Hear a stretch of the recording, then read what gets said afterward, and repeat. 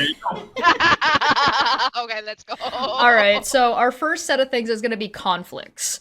And we have three conflicts to cover. The first conflict we're going to talk about is Russia-Ukraine. I know that will kind of link into something that Landon wanted to talk about, which is Russia's economy. Then we're going to talk about Gaza and Israel, because there's been a couple of things that have happened around that. And then we're going to talk about Pakistan and India, because there's been some things going on with that. But I'm going to let Maanyaa take the lead on I that should one. be drinking Everclear. Conflicts. First up is... I gotta flip over to the right thing. Hey, yo, let's go! Hey! Oh, look, it's so fancy. Nice. So this is Ukraine and Russia. So specifically, Germany has made some major moves where they have allowed Ukraine to fire long range into Russia. Prior, there had been restrictions. So people have been giving, or countries, I should say, have been giving Ukraine weaponry, but saying, hey, listen, you're not allowed to use its long-range capabilities. And Germany has now said, no, you go ahead for at least their stuff. However, they have said that there are 4 other countries that are lifting the restrictions. But, yeah. I mean, to some extent, Russia's long-range pounding of Ukraine is a response back. The second thing, of course, is that countries that are on the front line of Russia's attacks on Europe are getting tired of hidden attacks and Russian government meddling and other sabotage. Yeah, it specifies said that Germany, France, the United Kingdom, and the United States have lifted all restrictions on Ukraine regarding the range of its strikes. Can you just magnify it a little? Yeah, I was about to say. Thanks. Ta-da! So it specifies those 1, 2, 3, 4. The details are on Monday, 26th of May. German counselor said that there are no longer, quote, any restrictions on long-range strikes using weapons supplied to Ukraine by UK, France, Germany, and the United States. Quote, this means that Ukraine can now defend itself, including strikes on military targets in Russia. Until recently, it could not do this, and until recently, with very few exceptions, it did not do so. Now it can. It can hit military targets in the rear, and this is a decisive qualitative change in Ukrainian warfare, end quote, the German chancellor stressed. Merz pointed out... What? What kind of change was it? Qualitative? Oh, okay. Yep. And I said, and it points out, as you're finishing your quote... I'm just being a jerk. I know, it's okay. I don't mind. Merz pointed out that Russia ruthlessly attacks civilian targets, bombing cities, kindergartens, hospitals, and elder care. Not only does it attack those targets, it attacks those targets deliberately. It is an attempting to try and demoralize and destabilize the Ukrainian thing, and then it comes around and has people who behave like they're whacked out on some substance whine whenever Ukraine responds back. Yes. Yeah. Apparently, they're rewriting Ukraine's long-range missile production as well. Basically, Germany is planning on sending a whole lot more support to Ukraine. One thing also that Ukraine has been targeting is also the petroleum industry in Russia's oil refineries. Oil is the #1 way that Russia is funding their invasion of Europe, and sales to India and sales to China and sales to Turkey are amounts for the income that Russia is able to cobble together. And Ukraine's ability to destroy Russian petrochemical infrastructure will help protect Europe. There's also, so German Chancellor said his country would pay for Ukraine to build long-range missiles at home, days after the leader announced the lift on the long-range restrictions. So it's kind of like a double whammy a little bit, if anything. I think that's interesting, in my opinion, especially with, like, there's some additional things going on, too. We've got... sorry, go ahead. With Trump finally now, I think so. going the opposite direction. He was very supportive of Russia, but I think so someone may have advised him that it's time to just back off supporting Russia. So now he's like, I think so he said a couple of weeks ago, or I think so last week, that Putin is taking him for a ride and has taken him for a ride, and he's not happy about it. Blah blah. By the looks of it, Russia has had its fill of Trump, and now Trump is of no use to them anymore because of all his trade war that he has been, imposing on the world. So they know that Trump is of no use anymore to them. So now they are not, indulging him. So, and Trump is not happy about it because Trump loves being indulged a lot, and that's all you have to do to get anything from him. So And yeah, I guess I think that's a good point you've raised there, Maanyaa. And to add to what you were saying, Agent Orange, as we refer to Trump, has been a useful idiot to Vladimir Putin. But now, as Trump has been burning his bridges with our allies, his ability to influence allies is diminishing, and or get information. And so to some extent, it's I think they're finding that Trump card in Agent Orange to be less useful at this stage. People are less willing, the world I should say, are less willing to go along with what Russia is doing because they're concerned about America and going through America to do so. So for example here, NATO officials reject Russia's demand to halt expansion. So NATO is not holding any active discussions on Russia's demand that the alliance halt its eastward expansion.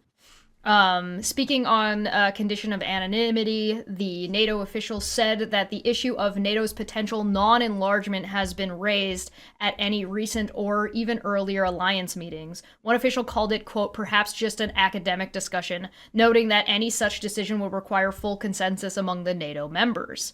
Clarification comes after Reuters reported on Monday, the 28th, that Russian President Vladimir Putin's conditions for ending the war in Ukraine include receiving a written commitment from Western leaders to cease NATO's expansion.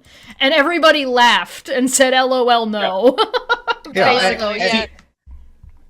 the thing is, okay, what is NATO? Basically, all NATO is a big group of countries that say, hey, for the purposes of Russian military aggression against any of us, we basically count as one country. If Russia invades a NATO country or otherwise attacks a NATO country, it has now attacked every NATO country. That's it. And so how does NATO expand? Well, NATO doesn't go out and invade other countries and say, you're part of NATO now. It doesn't threaten other countries. All that happens is a country says, well, gee, Russia seems dangerous. I guess I'll join this mutual defense pact, because that's ultimately what it is. So the fact that it's expanding is not necessarily a policy on the part of the NATO countries, because quite frankly, all they can do is say, like, excuse me, country, would you like to join? And if the country says no, well, that's it. And they don't even really do that. Instead, countries petition to join NATO. Why? Well, because Russia keeps invading places. Keeps being a threat. Basically, so this is just Putin punching people and then saying, hey, could everyone stop minding that I keep punching everybody? It would really be a lot easier for me if you just stopped caring. It's a deflection, right? It's flipping the whole thing. It's like saying, that it's like what abusers do, right? They hit you and then you react, and then they are like, oh, you are reacting. That's why I hit you, right? That's what this what has been doing all this time, and it's been part of his strategy. I don't know if it's Russia, but it's his strategy to, annex any former USSR territory that he can, and then act like an innocent, like, we were, as if like, he did nothing wrong. So and people are sick of it now. People are like, fuck you. And I get it, to attack like Landon said, to attack their oil reserves and refineries and stuff. That's the way to go, because I think so. I get it. I'm from India. I get it. And India buys oil and even methane and all that stuff from Russia, and that's what's funding the war. I get it. And if that's hitting those, what it takes, for Russia to listen and for even India to be like, okay, maybe, because that's what India said, right? They said that everybody thinks that Europe's problems is rest of the world's problems, and why, and vice versa, but not vice versa. Sorry, I'm all over the place. So they are going to make it everybody else's problem. That's the part, isn't it? So then India will have to come to the table. It's fine by me, you know. Yeah. If they are going to use politics, they are going to use politics, Yeah. So I think this brings up a big question that I have. Yeah. So, sometime in like the second half of the 20th century, virtually all Western countries decided that political assassinations were not something to engage in. And to a large extent, they stopped. Yes. Here's my question. I wanted explained to me why it is considered unethical to, say, shoot Putin in the face, but it's not unethical to, say, bomb entire countries, sell weapons that will, while targeting military vehicles and whatnot, still end up harming civilians, and then spend many, many lives of people who are not well politically connected, are not particularly wealthy. All because we decided it's unethical to shoot Putin in the face. Because Dapper, let's face it, if I had Putin in the house, I would shoot him in the face. I understand. I think I understand the spirit of your question and frustration behind it. One of the things to consider is not. I would say it's not that it is unethical. It's not a matter of ethics. Because countries don't have ethics. Countries have opportunities. Even a country as nice as Canada does not have ethics. It has opportunities that come and go. And one of the problems when you assassinate a leader is be careful what you get. The power vacuum of taking out Vladimir Putin is not going to change Russia's, as a nation's, belligerency and design goals and the power behind it. The autocracy that is built around Putin would simply replace him with something else. Oh, I agree with that. On the other hand, Dapper, I would say I have a dream, a goal of seeing the taxi cab driver of Moscow. That's what Vladimir Putin was. He doesn't like you to say that because he gets really upset. But the failed KGB chief who terrorized Eastern Germany, who was reduced to a taxi cab driver, has become an authoritarian dictator. I have a dream that he will be brought to The Hague and brought on trial. Okay, but and that Russia will deliver him to The Hague. Well, that sounds nice, but I'm not. But here's my counter to that. It's a dream. If it becomes the fact that when, say, a national level leader decides to start killing large numbers of civilians, they're simply assassinated as a matter of course, I think that would disincentivize national leaders from engaging in such wars in the first place. Like, if you thought that putting your country at war and targeting civilians was like a 30% chance you would just die, I don't think very many people would have that kind of war. I might have an answer for you that I think nobody's gonna like, and it's because some people's lives are worth more than others on the world stage, according to the consensus of the world.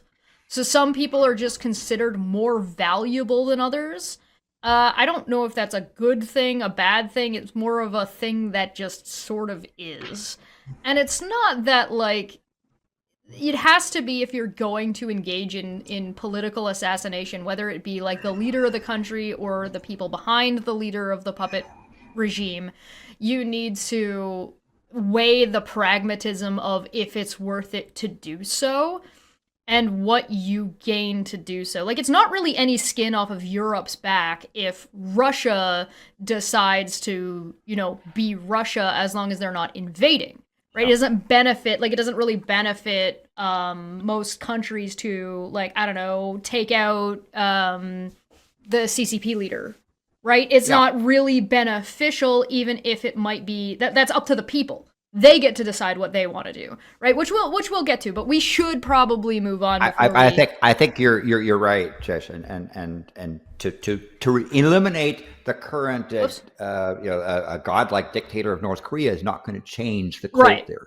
To eliminate Emperor Winnie the Pooh is not going to change the Communist Party. To eliminate I want to point Putin out is not going to change, and so to some extent, when you change the leader like that radically, you end up with instability, which may or may not be beneficial. Sure, that's how I want to point out that my proposal was not to eliminate every human rights abusing dictator. It was specifically to assassinate those dictators who launch wars in which civilians are targeted. Yeah. Which means Winnie the Pooh is fine. Kim Jong-un is fine.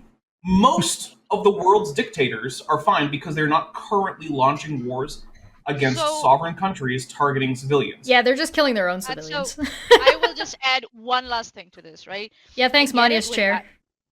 Yeah, okay. So I get it where Dapper is coming from. I get it where Landon is also coming from. My point is, who decides that who started a war? Right? I mean, in some cases, it's very, very obvious. Let's for example, let's even take the Israel and Palestine situation, right? Mm-hmm. Who's gonna write that history and who's gonna write that future? In India-Pakistan war, who's gonna write that history and who's that's gonna much write more that future? important question.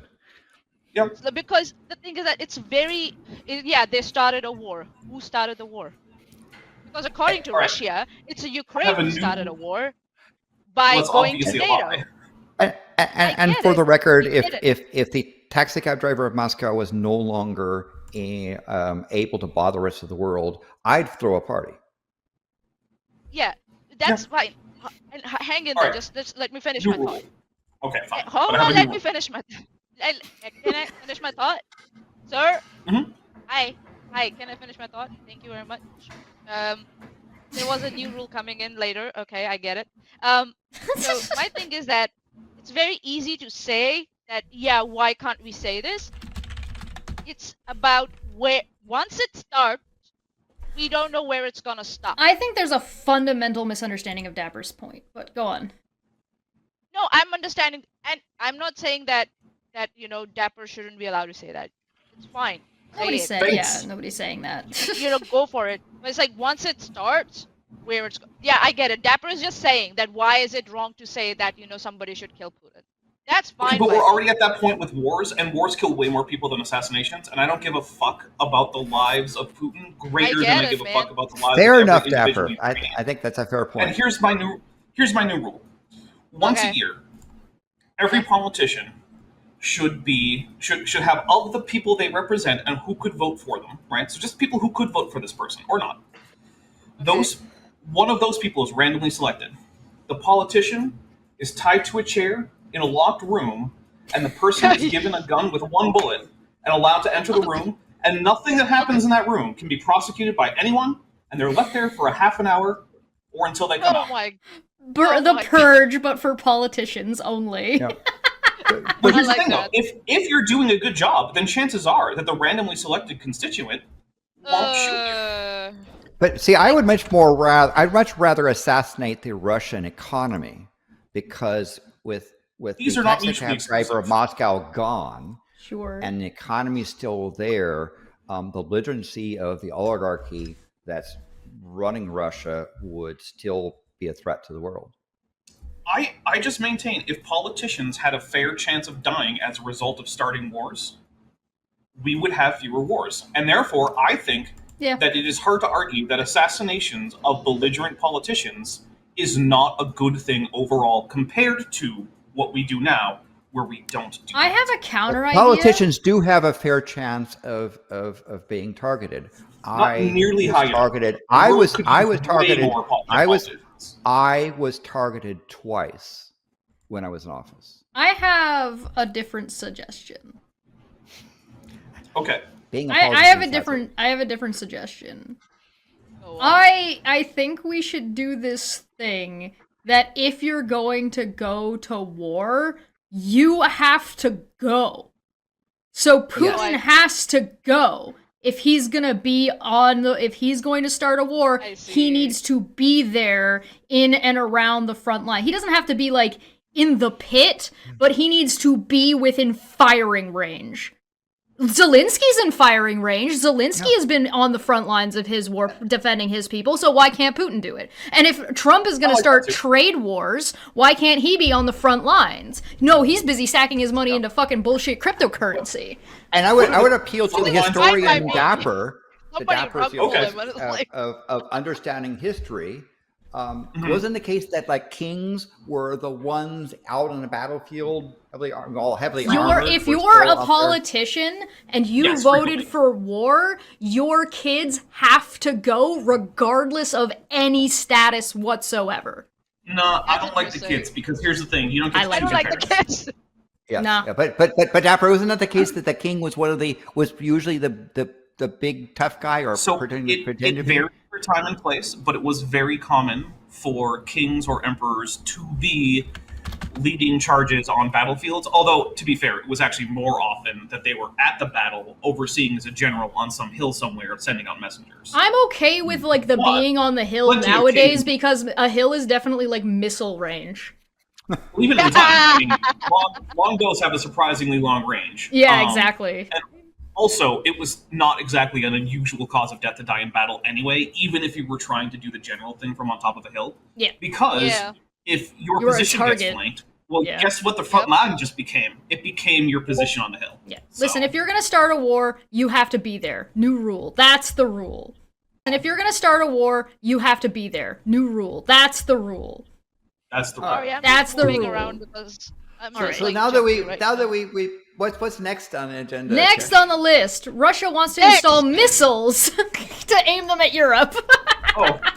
Speaking of Sabha. Is that new though? That's not news. But that's not new. Now, hey, this article's from May 29th, all right? I'm just saying, like, that's always the case. Well, yes. I'm sure it was true on May 29th, but it's like saying, oh, hey, May 31st, 2025, water continues to wet things. Okay, but it's more like the plan is at an advanced stage and they're actually moving forward with it, not just his desire to do so. Fair enough. You know what I mean? So, Russia wants to install missile systems in the base, in the capital of the... But that's the question is where they're doing it, right? Yeah. Base. Libyan. Yeah. And it's Libyan, right? It's to be just for full disclosure, I've actually been in Sabha. Oh, nice. It's a really nice area. The Tuareg are usually running the place, but wouldn't leave now Sabha alone for fuck's sake. A person close to the dossier. Some pretty nice historical things. A person close to the dossier reported this to the name of the thing, specifying that the plan is already at an advanced stage. Sabha, located in North Libya, around 900 kilometers from Tripoli. Sorry. Where? Listen, you read it. Okay. Located in southern Libya, about 900 kilometers from Tripoli, and just over 1,000 kilometers from the Italian island of Lampedusa. Lampedusa. There we go. Lampedusa. There we go. I got it. Eventually. At least I noticed that I screwed it up. It's not as easy as it seems. Does it? I just lost my place, though. Okay. I will say that making Sabha a target is interesting because it is also alleged that Sabha is actually a slave market. Probably according to the 2017 report in the United Nations Migration Agency, and they capture people, or they get people to come in. So, for example, citizens of India have been enslaved because they got encouraged to come in under pretense, get captured and sold as slaves. Okay, here's my recommendation. If you're from virtually anywhere in the world and someone offers you a job in any Muslim majority country, you say no, because a large portion of them will take you as a slave, and that's it. It happens in Qatar, It happens in Saudi Arabia. It happens in the UAE. It happens in North Africa. Just don't. Yeah, Nigeria is warning their citizens don't take jobs in Sabha because they were saying that they were basically sold for about $325 per person. That's really cheap for a and then human. the UN is saying that there's about 1,000 sales of slaves in that city a month. So the fact that taxi cab driver from Moscow wants to put missiles there is just giving the world another opportunity to respond. Anyway, a guy got killed. Ooh. I don't know. You think I know how to pronounce that? Joke's on you. Well, I don't even know where Which we one? are because we've been moving around. Right here. The Italian island represents... of Lampedusa. It's Lampedusa represents an ideal strategic point for hitting European targets with medium and long-range missiles. On May 12, he was killed in Tripoli. Who? Abdul Ghani al-Kikli, known as It's Ganiva, Abdul leader of Ghani. the stability. Say it again, Dapper. Abdul Ghani. Abdul Ghani. Get it. I will say it as I would. Abdul Ghani. Bruh, I'm from India. Don't. Don't. Arabic So is just please, too much. Dapper, add your pronunciation because that by the way is actually a really good pronunciation. That I compliment. Thank you. Abdul Ghani al-Kikli. Okay, don't. Known as Ganiva, leader of the Stability Support Device (DSS), at the hands of Brigade 444, a militia royal to the Prime Minister of Libyan Government of National Unity (GUN). Abdul Hamid Dabaiba. What? National unity. I mean, it's probably a Hamida, but you know. I'm gonna kill you. The episode has unleashed the worst spiral of violence in the Libyan capital in recent years, offering Haftar the opportunity to neutralize all rival militias, advancing towards Tripoli and take control of the entire country. The person familiar with the dossier explains, Haftar, together with the son of his son Saddam, is slowly advancing towards Tripoli to defeat the mosaic of militias defending the capital, arrest or exile Dabaiba, probably to Istanbul and take over all of Libya. So that's what they're planning on doing. That's what they're looking for. I would say Oh, that this why. is probably a wet dream of the Moscow taxicab driver, and that Libya is a failed state at this stage because you got warring factions running the cities along the Mediterranean, and Tuareg basically rule the desert inside. And I mean, Libya's been through the ringer recently, so having Russia knocking on their doorstep is kind of yikes. And I have some dear friends in Libya. I hope you're alive. I do finally remember, the hospitality that you gave us in 2006 out there in the eclipse, and I hope someday that your country is stable enough that humans can safely visit. But right now, no. And it's terrifying because I see reports of basically 92 people beheaded and a clan thing in this place that I visited. It's don't go to Libya. It's not nice right now. And open your doors to your Libyan neighbors and check on, if you're in America, Canada, some other place where there are a lot of people from different countries, check on your neighbors. Okay. Sweden allocates over $500 million to strengthen Ukraine's defense capabilities. Yep. Go Sweden! Sweden has allocated 4.8 billion Swedish kroner, about $504 million to Ukraine to strengthen its defense capabilities. Details: the government decided on the 22nd of May to instruct the Swedish armed forces to make financial contributions to multilateral funds and initiatives aimed at strengthening Ukraine's defense capabilities. The total amount of donations is about 4.8 billion SEK. This support is part of the 19th aid package presented this year. They're called sex, Landon. Come on.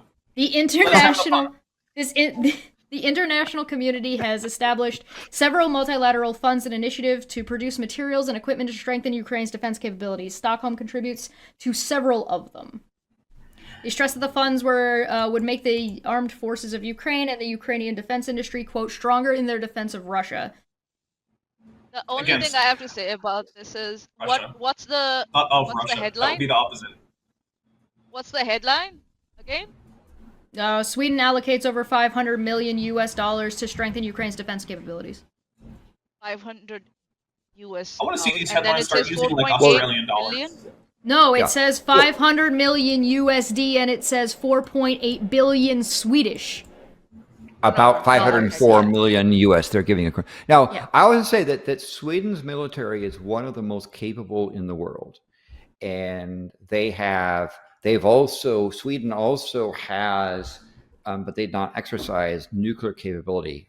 They walked right up to the line of thermonuclear capabilities and decided to not pull the trigger and step back. Because being in the nuclear club has complications, but the skill and the technology that Sweden's military has is substantial, and it was a fundamental error of the Moscow taxi cab driver to push Sweden, which had a history of being neutral, into one of the more substantial NATO members. And there it is, alongside Finland joining. It's another failed thing that taxi cab driver did in his attempt to try to stop NATO expansion. It wasn't NATO expansion. Those countries jumped in and joined NATO because of mutual defense, and we really welcome Sweden's participation there because those folks are serious. They have some very serious, very capable piece of hardware. And Agent Orange, dude in hamburger eating dude in the White House, Sweden and Finland's joining of NATO essentially enhanced NATO's capabilities. Am I allowed to move on already? Yeah. So, wow, I never get to move on that fast. Let's go. Next one. Macron warns that the West could lose credibility over Ukraine and Gaza wars. Yes. France's President Emmanuel Macron warns the U.S. and Europe risk losing their credibility and being accused of double standards if they do not resolve the wars in Ukraine and Gaza soon. He also appealed to Asian countries to build new alliances with Europe to ensure they do not become collateral damage in the struggle for power between the United States and China. Double standards is the norm in international politics. But we'd rather it not be. Yes. I think that is a quaint notion that a country would be consistent and have a, but yes. But he's right. Macron has a point that the countries that are decrying what's going on in Ukraine and pretend not to pay attention to what's going on in Gaza are, I honestly think that the West lost credibility when they did things like backed the U.S.'s war in Iraq, or to a lesser extent Afghanistan, or Vietnam.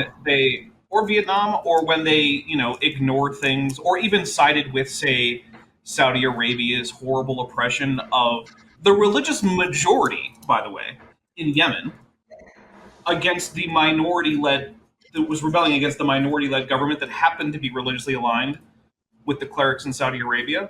Because let's not beat around the bush. The Houthis aren't great, but they're the good guys when it comes to the government of Yemen and Saudi Arabia versus the Houthis.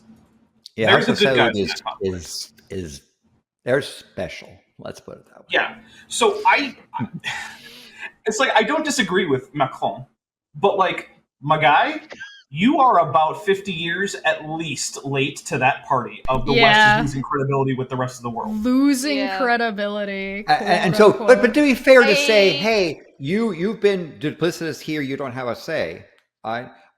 Name a country other than perhaps maybe Andorra, that's not had a duplicitous set of international. I will take 10 years too Liechtenstein. late than never at all. At least they're starting to maybe figure it out about some things. Like, for example, I don't know, the absolute, definitely not ironic scenario with a number of democratically elected and voted in governments that America has toppled and installed fascist dictators into for their own benefit, and now Russia's doing it to them, and like it's hard to feel bad. You know what I mean? I will say this: while the U.S. is certainly the biggest perpetrator on that front, Not the only. it is far from it's far from the only.